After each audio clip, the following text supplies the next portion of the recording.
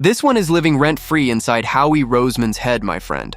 A Super Bowl champion pass rusher, young, explosive, and with one of the best pressure rates in the entire league, could be making his way to Philadelphia this offseason. And the Eagles are emerging as one of the top landing spots. 2 sacks? Yeah, just 2 sacks on the season. But 33 pressures, a pass rush win rate just under 19%, and a Super Bowl ring on his finger. So who is this guy? Stay with us, because this name could completely change the future of the Eagles' defensive line. If you're a diehard Eagles fan, hit that like button right now and subscribe to the channel, because this offseason is just getting started and we've got a lot more moves to break down together. Ring that notification bell so you don't miss a single update. Free agency is about to get wild, and you do not want to be the last to know. With the 2025 season ending in a deeply frustrating way, the Philadelphia Eagles are heading into an offseason with a long list of questions that need answers. The team won Super Bowl LAX the year before, but in 2025 they suffered a stunning home loss in the wild card round. The atmosphere around the organization turned heavy after that, and the conversations about what needs to change to reclaim dominance in the NFC have been loud inside the NovaCare complex. One of the most pressing concerns sits right there on the defensive line, where the edge rusher position is in urgent need of reinforcement. The name that has surfaced as the ideal fit for the Eagles is Boye Mafe, defensive end for the Seattle Seahawks. According to a recent analysis by ESPN analyst Aaron Schatz, who put together an exercise matching the best available free agents to every NFL team, Mafe is the perfect fit for Philadelphia. And once you dig into the numbers, it's really hard to argue with that. So, who exactly is Boye Mafe? He was selected by the Seahawks in the second round of the 2022 NFL Draft out of the University of Minnesota. Throughout his time in Seattle, Mafe was never a full-time starter, but he built up valuable experience within a rotational scheme.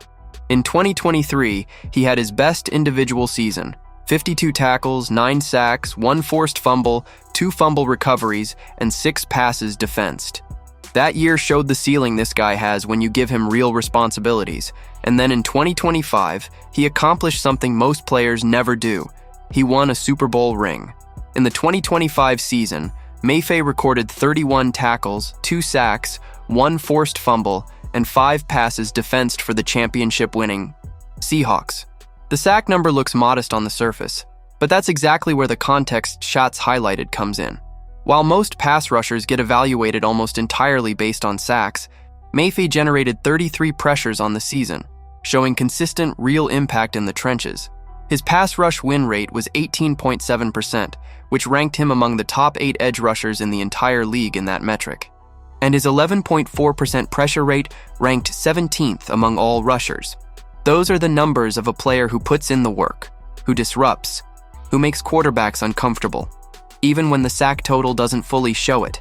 Schatz captured it well, noting that Mafe is quick and still in his prime. He won't turn 28 until late November. A player at that age with a Super Bowl ring, with proven pass rush efficiency and a track record of exploding when given a bigger role, is exactly the kind of target Howie Roseman loves to chase. Someone the market might undervalue because of the low sack total, but who the film and the advanced numbers show is absolutely getting the job done. So why do the Eagles need pass rush help so badly? Well, the edge rusher situation in Philadelphia is, to put it plainly, uncertain. The only players currently confirmed on the roster under contract are Nolan Smith Jr.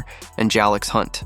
And while Hunt had a fantastic season, leading the team with 6.5 sacks, racking up 57 pressures, and posting a 17.3% pressure rate that put him among the top 5 in the league at the position, he's still considered raw and developing. Smith, on the other hand, was limited to just 12 games in 2025 due to a triceps injury, finishing with only 3 sacks in a season that fell well short of expectations. Jaelan Phillips, who arrived via trade late in the season and was one of the team's best players in the second half of the year, is a free agent. Re-signing him is a priority, but nothing is guaranteed. That means the Eagles could realistically enter free agency with just 2 confirmed edge rushers on the roster. Adding someone like Mafe would solve multiple problems in one move: depth, efficiency, experience, and a Super Bowl resume. The big question is, will the Seahawks be able to retain Mafe, or will he be looking for a bigger role somewhere else? Seattle ran a rotational scheme that capped his snaps and, naturally, held down his counting stats. A player who generated 33 pressures within a rotation could be even more impactful with an expanded role. The Eagles offer exactly that. A chance to be the second or third rusher in an aggressive scheme under Vic Fangio, alongside Hunt and a potential return from Phillips. Or even a featured role if Phillips walks. On the financial side, the report doesn't get into projected market value or contract specifics for Mafe. What we do know is that he's 27 years old right now, in the physical prime of his career, and a second contract for an edge rusher at that age typically lands in the moderate range for the position. That kind of deal could be very attractive for a team like the Eagles that needs to balance multiple needs this offseason. Roseman has a well-documented ability to find value where other teams simply aren't looking. A player with Mafe's efficiency profile, whose market perception is deflated by a low sack total? That has Roseman's fingerprints all over it.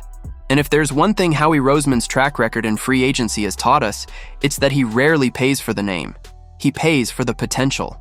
Remember Brandon Graham coming in as a second-round pick that everyone questioned, only to become a franchise cornerstone for over a decade? Remember how Roseman went and got Hassan Reddick before the market fully figured out what that pass rusher could do? The pattern with Roseman is consistent. He targets players at a career inflection point, with proven efficiency, but some factor dragging down their market value, whether it's age, the previous team, low sack numbers, or a rotational role. Boye Mafe fits that formula to a T. 2 sacks last season? For most GMs in the league, that's a red flag. For Roseman, that's a buying opportunity.